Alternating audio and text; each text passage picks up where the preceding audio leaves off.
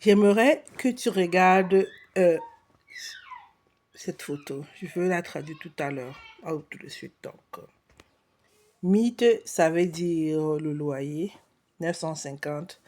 Le crédit auto, 520. Carburé, payer l'assurance, peut-être assurance tout risque, 330. Payer le courant, l'électricité, le gaz ou le chauffage, on a 220. Internet, téléphone, abonnement, Spotify, on a 80 euros. Einkaufen, c'est faire les courses, on a 30 euros. 300 euros, donc à peu près 10 euros le mois, le jour. Quand tu as tout payé, il te reste 100 euros. Donc ça, c'est quelqu'un qui dépense, qui gagne 2500 euros par mois. Alors, moi je dis euros par jour. C'est tellement pas africain. Il y a un mec qui a importé une nana du Cameroun, donc une infirmière, l'équivalent, ça allait très vite.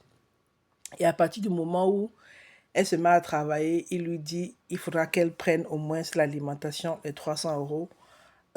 Parce que voilà, ça ne sort pas. À partir du moment où il paye la maison et le crédit auto, il ne s'en sort pas, il faut qu'elle prenne ça. Et madame ne prend, elle refuse de prendre et monsieur monte sur les panels, en fait, il verse ça, il va se plaindre, en fait, ça chouine, ça vous les victimes. Mais il faudrait qu'on rentre 2, 3 actions plus tôt. Donc, monsieur prend un crédit de 40 000 euros pour aller l'épouser au pays. Elle n'est pas au courant. Bref, même si elle est au courant, c'est lui qui connaît la réalité de l'Occident. Après, quand le mariage passe le temps de faire le regroupement, on comprend, il va prendre une maison parce que voilà, il faut justifier des mètres carrés. Tu vas pas quand même venir vivre dans une chambrette avec ton épouse. Donc voilà, il y a une maison qui va avec. Et puis, il faut aussi un bon crédit. Un crédit auto, il faudrait que la voiture soit, voilà, standing. Donc, c'est un standing. Chauffage, nana. Bref, il allait prendre une voiture chez le concessionnaire, pas une seconde main. Donc, on est en train de parler de 30, 40 000. Donc, il commande la voiture. Il faut que qu'elle n'aille pas chercher la nana à l'aéroport, ça fonctionne. Donc, vous voyez, voilà 2500 euros. Et au final, il reste juste 100 euros. Et je vous dis, l'ennemi de l'intelligence financière, l'ennemi de la classe moyenne, c'est ce que nous on appelle communément le proving. Parce que ce poste-ci de 520 euros autocrédit, ce n'était pas nécessaire. Parce qu'en plus de ça, la voiture la voiture te coûte, si on fait 520 plus 330, on est dans du 850.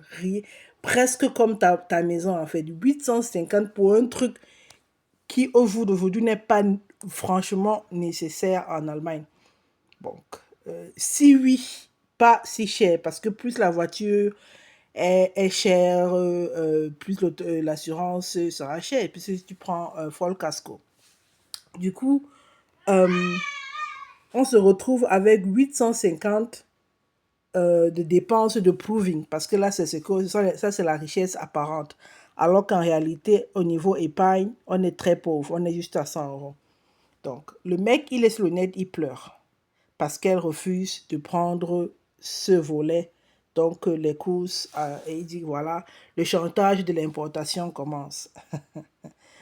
Tu es allé prendre 2 crédits sans demander son avis. Aujourd'hui, on doit payer. Donc, on est à 80 000 euros c'est moi l'homme, mais tu refuses d'assumer. Assume. Parce que après, quand le mariage se gâte, vous dites que oh, je l'ai importé, la femme, elles sont vénades. Mais vous partez prendre des décisions tellement compliquées et on doit assumer. On n'a pas un mot à dire. 80 000 euros, tu as vendu votre mariage à 80 000. Tu as vendu votre couple à 80 000 euros. Il n'y a pas les voitures de 1000 euros. Bon, disons 1000 euros, c'est peut-être pour un débutant. 2 000, 3 000, 4 000, 5 000, jusqu'à 10 000 euros, tu pouvais prendre une voiture. Ça reste raisonnable. Et même la maison, là, 950, c'est nécessaire. 750, ça peut pas aller.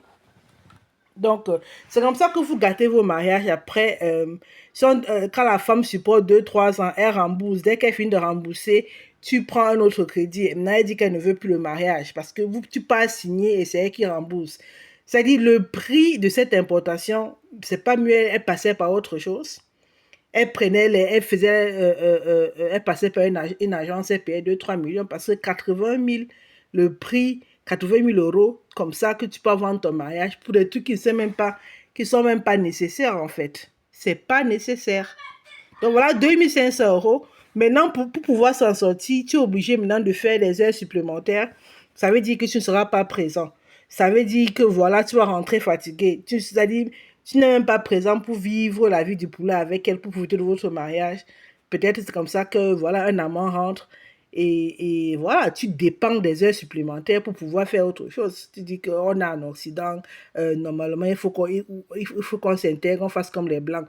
On t'a dit que le mari d'une blanche ne peut pas prendre 40 000, 80 000 de crédit sans qu'elle ne soit au courant. Les blanches donnent la haine de poche aux hommes. Hum? Donc, je voulais juste faire cette petite sortie pour dire franchement, euh, vraiment, l'ennemi d'un bon mariage, c'est l'ego. L'ennemi de la richesse, c'est le proving. Et toi, tu as concentré les deux comme ça en un laps de temps. En fait, tu as vendu ton mariage au fond là, à l'hôtel du proving et à l'hôtel de l'ego. Parce que normalement, tu devrais dire à ta femme, il y a une solution, hein. Va remettre la voiture. Tu vas faire peut-être une perte de 10 000 euros. C'est pas grave. Mais tu vas te retrouver en train de payer 120 sur cette voiture que tu n'as plus par mois, mais ça te donne 400 euros déjà là. Vous pouvez changer de maison, partez prendre une maison un peu plus intéressante. Et maintenant, j'ai comme l'impression que la nana est celle qui a plus de compétences financières. La prochaine fois, tu demandes son avis ou tu lui remets les rênes des finances. On est ensemble. Bye.